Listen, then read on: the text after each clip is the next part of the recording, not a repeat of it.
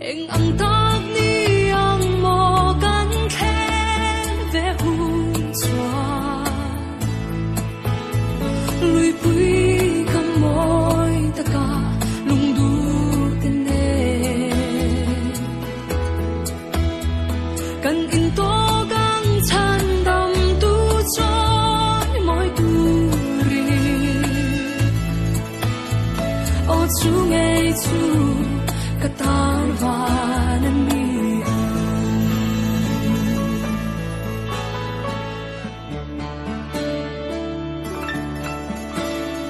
an chia thiam lo na to lo na mun wa lung ro lo na ta zalen na mun tu thiên lai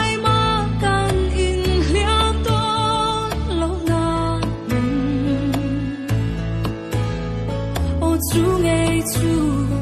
katan vanan ni eng ang tak ni ang mo kan khen ve hun chua lui pui kam moi ta ka lung du ten ne kan in to kang chan dam tu choi moi tu ri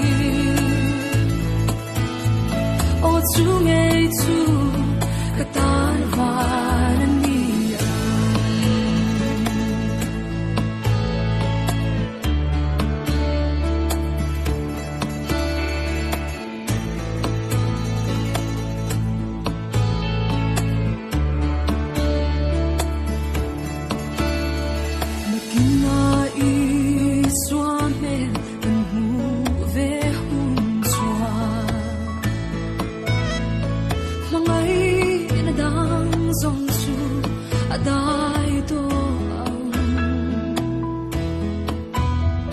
lalber choi moi huna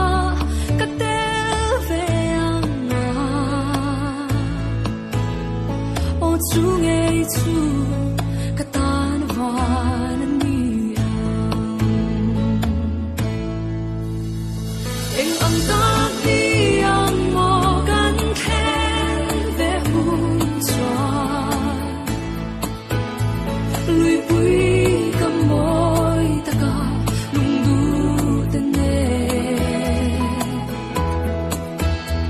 kan in to kang chan dam tu choi moi tu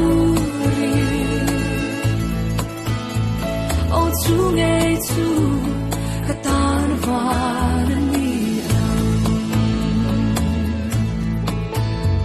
kan in to kang chan dam tu choi moi tu ri o chu ngei chu katan vanan ni